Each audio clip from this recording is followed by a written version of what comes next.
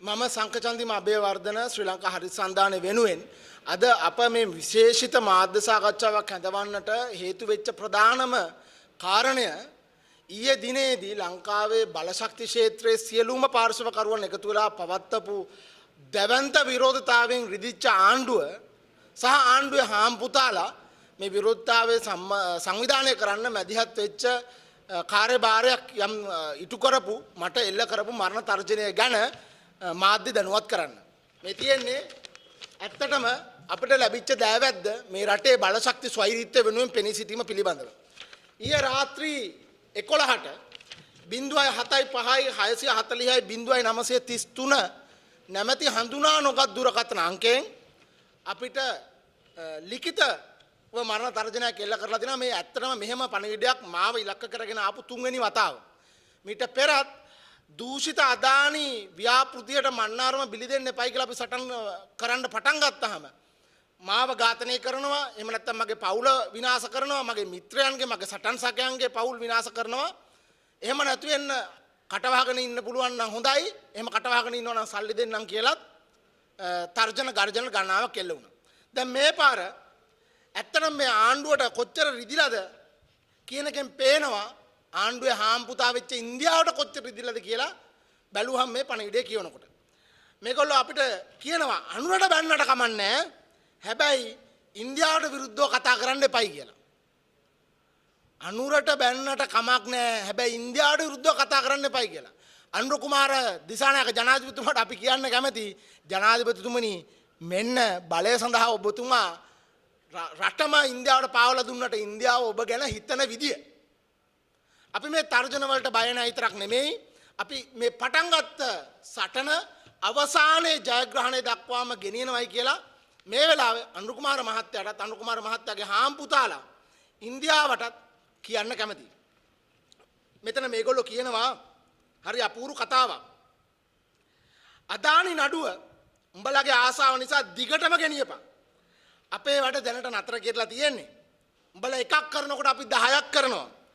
මට ඇත්තටම කල්පනාට ආවේ මේ පණිවිඩය කියවනකොට කොළඹ ඩොක්යාඩ් එක තමන්ගේ සන්තකයට ගත්තක ඉන්දියාව ඒ වගේම ලංකාව පාවලා දෙන ද්‍රෝහි ගිවිසුම් 7ක් අස්සම් කරපු එක ඒ කාරණා 8 මේ 10න් 8ක්ද ඉතුරු දෙක මොකද්ද ඉතුරු එකක් වෙන්න පුළුවන් හඳුන්නැති මහත්තයා ඉන්දියාවට ගිහිල්ලා ලංකාවේ khනිජ සම්පත් ටික ඉන්දියානු රජයට පවර්ලා දෙන්න ඉන්දියානු සමාගම් වලට හිතුමතේ මංකොල්ල කණ්ඩ එකඟ වෙලා අස්සම් කරන්න ලෑස්ති වෙන ගිවිසුම 10 වෙනි ගිවිසුම නම් අපි මොකද්ද කියලා දන්නේ නැහැ. ඊට අමතරව මෙහෙම කියනවා. ඇත්තටම උඹලා වගේ හිඟන්නෝ ගැන හරි දුකයි. අතේ තියෙන සල්ලි නාස්ති කරන්න නඩු යනවා. අර වෘත්තීය සමිති වගේ තමන්ගේ වැඩේ ගැන බලපන්. අපි උඹේ වැඩවලට වියදම් කරන්න. අනුරට විරුද්ධව පුරවන්තරන් දේවල් කරපන්. උඹට ඕන දේ කියපන්. වෙනෙවුන්ව සම්බන්ධ කරගන්න එපා. විශේෂයෙන් අදාළට විරුද්ධව ඉන්දියාවට විරුද්ධ වුන් අතෑරපන්. ඉන්දියාවේ කුලී ඒජන්තයන්ට මට දැනගන්න ලැබිලා තියෙන විදිහට අර කලින් කකුල් දෙකේ පුල්ලි තියෙන සංවිධානයට වැඩ කරලා දැන් ඉන්දියා බුද්ධ්‍යංශ වලට වැඩ කරන තක්කඩින්ට මට කියන්න දෙන පොඩි පණිවිඩයක්. ඒ පණිවිඩය තමයි රට වෙනුවෙන් රටේ මිනිසුන්ගේ අයිතිය වෙනුවෙන් මගේත් පුද්ගලික අයිතිය වෙනුවෙන් උසාවි ගිහිල්ලා බංකොලොත් වෙලා හිඟා කන එක සැපයි. ඉන්දියාවට මගේ මුළු ශරීරයම මනසම මගේ දේශපාලනයම මගේ රටම විකුණුනට වඩා හැම කෙනාම අනුර කුමාර මහත්මයාගේ ටයිප් එක කියලා හිතන්න එපා. අපි අනුර හරිනි ටයිප් නෙමෙයි.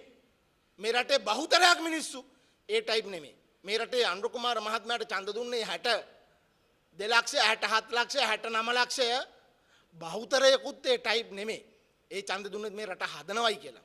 ඊයේ මේ තර්ජනය එල්ල වෙනකොට මගෙන් කීප දෙනෙක් අහුවා මේ පිළිබඳ ශ්‍රී ලංකා පොලිසියට පැමිණිලි කරන්නේ නැද්ද කියලා. ඇත්තටම අපි රාජ් පොලිසියට යන්න අදහසක් නැහැ. නමුත් පොලිස්පතිතුමාට මේ පිළිබඳ විශේෂ පැමිණිල්ලක් කරන්න බලාපොරොත්තු වෙනවා. රාජ් පොලිසියට යන්න අදහසක් නැත්තේ මීට පෙර මගේ දරුවන්ව පැහැර ගැනීමට කරන ලද උත්සාහයන් පිළිබඳව මට ඍජුව කරන ලද මරණ තර්ජන පිළිබඳව රාජ් පොලිසියට පැමිණිලි කරාම එහි අධ්‍යක්ෂකවරයා මට ලිඛිතව දන්වලා එව්වේ මේ පිළිබඳව පරීක්ෂණ කරන එක අපේ විෂයපතේට දාලා නැහැ. ප්‍රාදේශීය පොලිස් ස්ථාන මට්ටමින් මේක බේර ගන්න කියලා. අද අනුර කුමාර මහත්තයාගේ හාම්පුතා අපි වගේ ඉන්දියානු අධිපතිවාදයට ඉන්දියානු බලහත්කාරයට විරුද්ධව මේ රටේ පැත්තේ ඉඳගෙන කතා කරන අය නිහඬ කරවනකම් අපිව ඒගොල්ලන්ගේ ඉන්දියානු බුලට් එකෙන් නිහඬ කරනකම් බලාගෙන ඉන්නේ අපේ කටවල් වැහුනහම එහෙම නැත්නම් වැහිච්ච දවසක මේ රටම ලේසියෙන් ඉන්දියාවට විකුණ ගන්න පුළුවන් වෙන හින්දාද කියලා අහන්න කැමතියි. මේ තියෙන්නේ මීට කලින් මේ වගේම තර්ජන සම්බන්ධයෙන් අපි ලංකාවේ පොලිසියට විඳිතන් ආරක්ෂා කිරීමේ කොට්ටාසයට අල්ලස්සා දූෂණ පැමිණිලි කොට්ටාසයට කරපු පැමිණිලි. මේක පැමිණිල්ලක්වත් විභාග කරලා ඒ තර්ජනය කරපු දේශද්‍රෝහී අමන අපි කියන කලබරේටර්ස්ලා කියලා ඉන්දියන් කලබරේටර්ස්ලාත් ගැන ගත්ත ක්‍රියාමාර්ගයක් නැහැ. අපේ ආරක්ෂාව සපයලා දෙන්න ගත්ත ක්‍රියාමාර්ගයකුත් නැහැ. අර නීති අනුකූල අවශ්‍යතාවයක් වෙන හින්දා අපි රහස් පොලිසියට එහෙම නැත්නම් පොලිස්පතිතුමාට මේ පැමිණිල්ල යොමු කරන්න බලාපොරොත්තු වුණාට මේ පැමිණිල්ල මේ පාරත් විභාග කරයි කියලා අපේ බලාපොරොත්තුවක් නැහැ. ඒ අතරතුරේ මම ඔයගොල්ලන්ගේ අවධානයට ගේන්න කැමති ඊයේ දිනේදී අපි මේ ඉන්දියාවේ උදහසට ලක් වෙච්ච උද්ඝෝෂණයේදී එළි දක්වපු ජනතා සංදේශය පිළිබඳව මේ තියෙන මේ සංදේශය අපි ඇත්තටම A3 size එකෙන් print කරගත්තා. මොකද ජනාධිපති ලේකම් කුමාරනායක මහත්තයාටත් බලශක්ති අමාත්‍යාංශ ලේකම්තුමාටත් මේක කියව ගන්න බැරි වෙයි කියලා මේ සංදේශය අස්සම් කරලා බාර දෙන්න ගියාම ජනාධිපති ලේකම්වරයාට කොන්දක් තිබුණේ නැහැ. මේ රටේ පාරිභෝගික වෙනුවෙන් මේ රටේ සමාගම්වල හිමිකරුවන් වෙනුවෙන් මේ ක්ෂේත්‍රයේ වැඩ කරන සේවකයන් වෙනුවෙන් පරිසර සංවිධාන වෙනුවෙන් අපි වගේ බලශක්ති ස්වෛරීත්වය වෙනුවෙන් ක්‍රියා කරන කැපවෙලා වැඩ කරන දේශපාලන චරිත වෙනුවෙන් ඇවිල්ලා මේක බාර ගන්න. ඔහුට කොන්දක් තිබුණේ නැහැ. අපිව පැයකමාරක් දෙකක් අර ගිනි අවුවේ ජනාධිපති ලේකම් කාර්යාලය ඉස්සරහා රස්ති අඩු කරන්නේ නැතුව අඩුම ගණනේ සහකාර ලේකම්වරයෙක් උපදේශකවරයෙක් ඇවිල්ලා මේක බාර ගන්න. මේ තියෙන්නේ අපි ඔහුට බාර දෙන්න ගිය අස්සම් කරන ලද සංදේශය. මේ සංදේශය කියවුවාම හරිම පැහැදිලි. ඇයි මේ කාටද ගහනකොට චංචලාට රිදිලා තියෙන්නේ කියලා. මේ සංදේශය අපි ඇත්තටම විශේෂ කාරණා ගණනාවක් මතු කරා. ඒකෙන් පළවෙනි කාරණාව ජාතික බලශක්ති පද්ධතිය සහ ජාතික බලශක්ති ප්‍රතිපත්තිය නිර්මාණය කිරීමේ ව්‍යවස්ථානුකූල බලය, ඒ ව්‍යවස්ථාපිත බලය ඇත්තටම මාලිමාවේ බත්තරමුල්ල කාර්යාලයෙන් පත් කරන අර පුබුදු මහත්තයා ඇතුළු ඒ ජාවාරංකාර කියලා චෝදනා කරන්න පුළුවන් ඒ කල්ලියකට පවරන්න අරමුණු කරගෙන ගෙන ආපු විදුලි බල සංශෝධන පනත් කෙටුම්පත. මේ පනත් කෙටුම්පත මම ශ්‍රේෂ්ඨ අධිකරණයේදී අභියෝගයට ලක් කරලා ඒකේ ව්‍යවස්ථානුකූල බව ප්‍රශ්න කරලා දැන් තීන්දුවක් ලැබිලා තියෙනවා මේ කෙටුම්පත ව්‍යවස්ථා විරෝධී කියලා. නමුත් අපිට පේන විදිහට නම් මේ තක්කඩි ආණ්ඩුවත් ඒගොල්ලන්ගේ මාලිමාවේ බලශක්ති කමිටුවත් මේ පනත් කෙටුම්පත සම්මත කරගන්න තමයි හදන්නේ. දෙවනුව අපි කියලා තියෙනවා ඉල්ලලා තියෙනවා මේ මහජන සංදේශයෙන් මහජන උපයෝගිතා කොමිසමේ අවසරයකින් තොරව ඒ ක්‍රියාපාටියට පිටින් වහල මත ඉදිකරන සූර්ය බලාගාර වලට ගෙවන ගාස්තු ක්‍රම සංශෝධනය කරපු හැම එකක්ම ආපසු හරවන්න කියලා. නිවැරදි ක්‍රමයකට නිවැරදි මිල සූත්‍රයකට ගණනය කරලා දෙන මිලක් පිළිගන්න මේ රට ලෑස්ති. එහෙම නැතුව ඩීසල් ගල්ලංගුරු මාෆියාවට ඕන විදියට නැටවෙන බත්තරමුල්ල පක්ෂ කාර්යාලයෙන් දෙන මිල පිළිගන්න අපි කවුරුත් ලෑස්ති නැහැ. තුන්වෙනි කාරණය මේ රටේ පුනර්ජනනීය බලශක්තිය මේ පද්ධතියට ගන්න තියෙන ධාරිතාවය වැඩි කරගන්න අවශ්‍ය බැටරි ගබඩා ඉදි කරන්න කියලා. දැන් අපි යන වැදගත්ම කාරණයට අංක 4.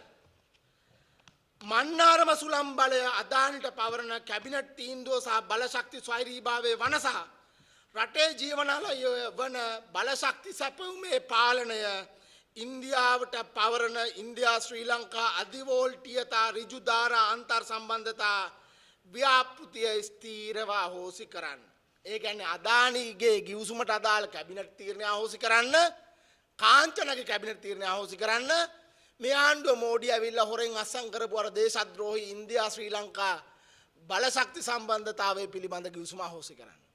දැන් අපිට පේනවා ඉන්දියාවටත් ගොඩක් රිදිලා තියෙනවා කියලා. ලංකාවේ මිනිස්සු බලශක්ති ස්වෛරීත්වය වෙනුවෙන් පෙනී ඉන්නකොට ඉන්දියාවට විතරක් නෙමෙයි ඉන්දියාව වෙනුවෙන් ලංකාවේ කුලියට මිනිමරන්න ලෑස්තිලා ඉන්න සමහර කල්ලි කණ්ඩායම් වලටත් රිදිලා තියෙනවා. අපි බලාපොරොත්තු වෙන්නේ ජනතා විමුක්ති පෙරමුණේ රජයක් යටතේ මෙවන් තත්ත්වයක්. නමුත් මේක තමයි යථාර්ථය. ඉතින් මේ යථාර්ථය කියලා මොන තර්ජන ගර්ජන ආවත් ආණ්ඩුවේ මොන විදිය මඩ ගැහුවත් මොන විදියේ පීඩනයක් අපිව තෙල්ල කරත් මේ සටන නතර වෙන්නේ නැහැ. මේක මගේ හෝ තව කණ්ඩායමකගේ සටනක් නෙමෙයි. මේ රටේ සමස්ත විදුලි පාරිභෝගිකයන්ගේ රට සටනක්. අඩු මිලට විදුලිය ලබා ගන්න තියෙන එකම අවස්ථාව පුනර්ජනනීය බලශක්තිය.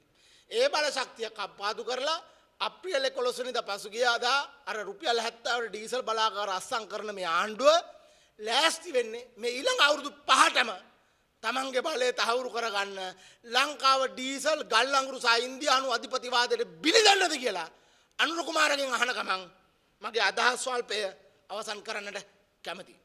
ඔබතුමාලාට ප්‍රශ්න තියෙනවා නම් අහන්න.